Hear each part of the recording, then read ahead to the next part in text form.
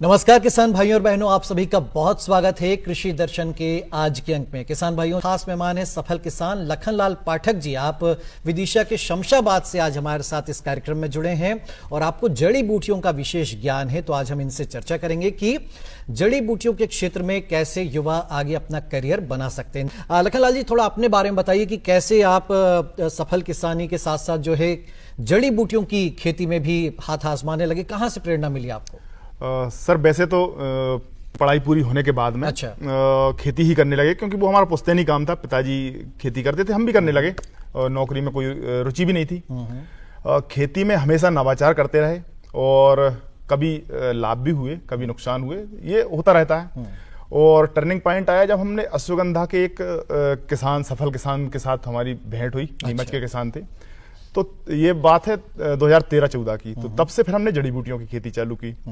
और जब से जड़ी बूटियों की खेती चालू की तो फिर उसका जो एक अलग ही ऑरा होता है। जड़ी बूटियां आपके खेत में होती हैं तो उनका प्रभाव आपके मन मस्तिष्क पर भी होता है और उनका उपयोग भी हमने भी करना चालू किया और लोगों को भी उपयोग कराया। कोई भी औषधि बाजार से, जैसे अश्वगंधा ही आप ले लीजिए, मंडी में बेचने जाएंगे तो उसके रेट कुछ और मिलेंगे और उसी पाउडर को आप स्वास्थ्य के लिए आप खरीदने जाएंगे या कोई वैद्य या डॉक्टर आपको उसकी कीमत बढ़ जाती है। उसकी कीमत लगभग 2 गुना, 3 गुना, 4 गुना तक हो जाती है।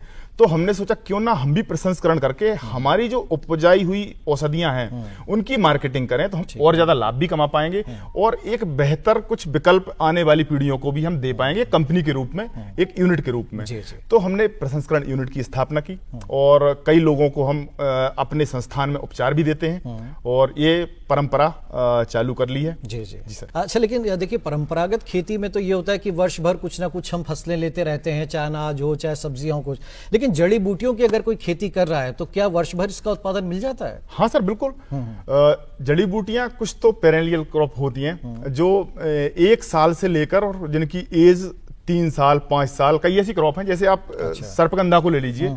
सर्पगंधा की एज लगभग 18 महीने है। उसके पहले आप उखाड़ेंगे तो उसमें जो कंटेंट है वो नहीं बन पाते। तो इस 18 महीना कम से कम और उससे अधिक से अधिक आप 4-5 साल या उससे ज्यादा भी आप रख सकते हैं। जितने देर आप खेत में रखेंगे उसके औषधीय गुण भी बढ़ेंगे और उसकी जो जड़ है वो भी फैलती जाएंगी, बढ़ते जाएंगी, यानी आपको मात्रा भी ज्यादा बढ़ती जाएगी।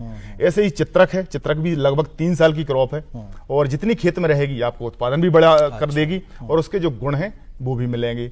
तो इस तरह की कई क्रॉप हैं। बाकी बड़े बड़े जो वृक्ष हैं उनकी भी 10 साल 20 साल एज होती है और उनसे जो मिलने वाले जो उत्पाद हैं वो बड़े कीमती हैं। और कई पौधे जो दुर्लभ हो गए हैं, हम प्रयास कर रहे हैं उनका संरक्षण भी कर पाएं, बचा पाएं और एक बेहतर विकल्प कहें या हमारी जो सनातन पुरातन जो चिकित्सा पद्धति है उसको हम अपने हैंड पर, वैसे तो सरकार भी बहुत अच्छा काम कर रही है और कई संस्थाएं कर रही हैं, लेकिन हमारे क्षेत्र में इस तरह का कोई एक उपक्रम नहीं था।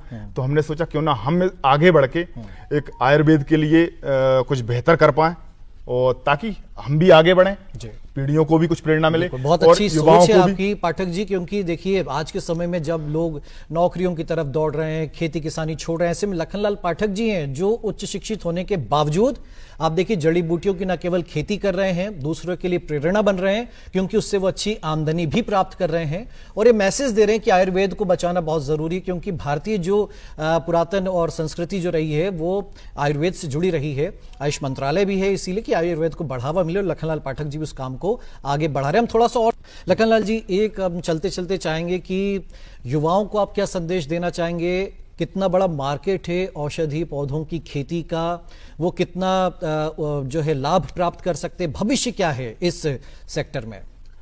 सर, औषधि खेती का भविष्य तो उज्जवल है, इसमें कोई संदेह नहीं है। ज्यों-ज्यों हम आगे बढ़ रहे हैं, आगे बढ़ने से मतलब इस एरा की बात मैं कर रहा हूं, आज हमको पता चलने लगा है कि एलोपैथी दवाइयों के कितने साइड इफेक्ट होने लगे हैं। रोग या तो ठीक नहीं होते या होते हैं तो फिर वो कहीं और दूसरी बीमारियों को जन्म देती हैं।